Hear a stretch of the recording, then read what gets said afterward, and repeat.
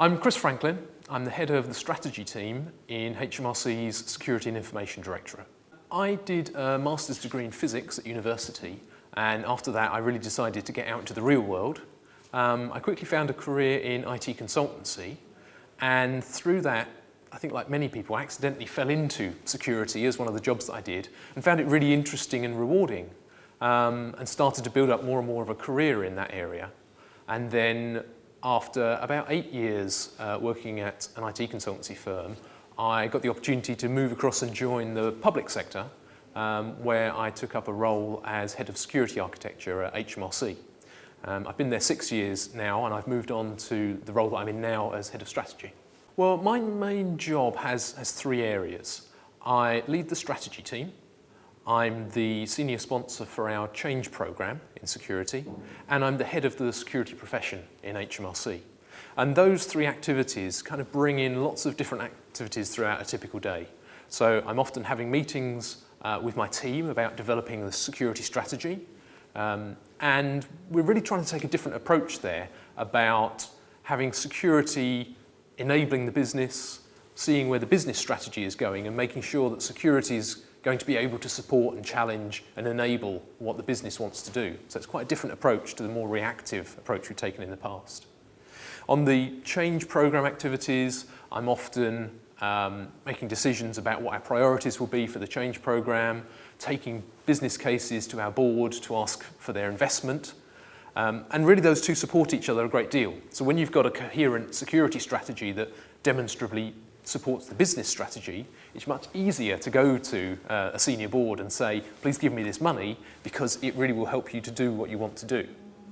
And then the security profession role really supports all of that to make sure that we've got the people in our security teams, but also out in the business who actually understand security, who can explain it to a business audience, and who can help in the key decision-making activities that we need. I think the good bits are the days when you can really see people get it, that they understand that security isn't there to block what they want to do, it's there to really help them do it in a secure fashion.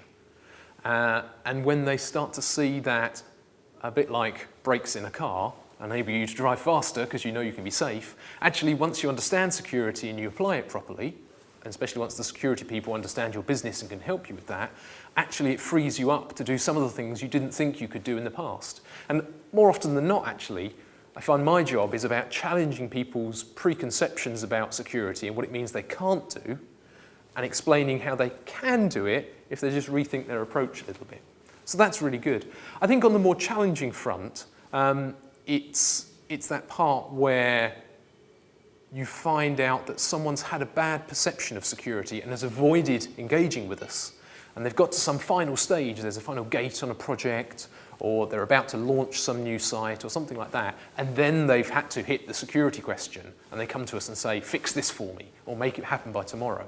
And you say, oh, if only you'd come to me sooner, I could have helped you with this, but I've got to say no.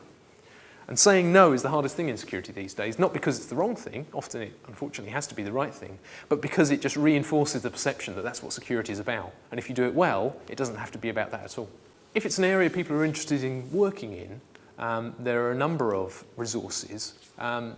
If you're looking at doing courses and degrees in this area, when I started out, it didn't really exist. You kind of got into IT through a technical discipline, and then you found security. But these days there are a lot of good courses, and in doing some of the recruitment, I found some of the people coming in through courses like the Royal Holloway one really hit the ground running because they've got a really good grounding, not just in understanding security, but understanding how to make it relevant to the business. And there's lots of other courses that I've seen people come through. So that's kind of the degree level. I think then, once you get into the industry and you start to become more of a professional and want to plan your career, then organisations like the IISP and the CCP framework that they support, which is developed by CESG, are really good at helping people to understand what's the set of skills that you can grow in and what might a career path look like. And then for employers like HMRC and for government generally, we're trying to set out that career path that will say, well, these are the ways you can come in, and then once you're in these kinds of roles, if you want to progress further, you want to look at this kind of training, you want to look at this kind of experience, and this is where you might be able to get to. So my career path has mostly come through quite a technical route, I was a class consultant, which is a particular area of security specialism, which is about government security and risk assessments in a technical sphere. I've gone through that now and I'm working more in a business security strategy space. And I find the more senior I've got, the more I've had to focus on my communication skills, my leadership skills, and my communication with the business. And actually, I see my role now as very much enabling the more technical security specialists to do their job well by bridging the gap, because often we have a bit of difficulty in communicating. And through the route that I've come, I've built up some of those skills.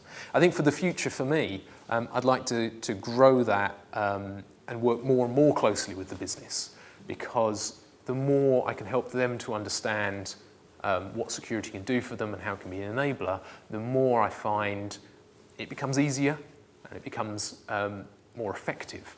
And I think to look at how we might be able to grow that and use it in a wider context and across larger and larger organisations would be where I'd like to take my career. I think my advice would be to get stuck into it and give it a try. Security can mean lots of different things, and there are lots of different types of careers within security. And I think once you're in the area, as time goes by, you can move around and find different areas and specialise more or step back and take a broader role. So it's worth just getting into it and giving it a try and learning the basic principles of security that work across all of those different disciplines, so that then, once you've developed your skills in one area, you can turn to another and continue to grow.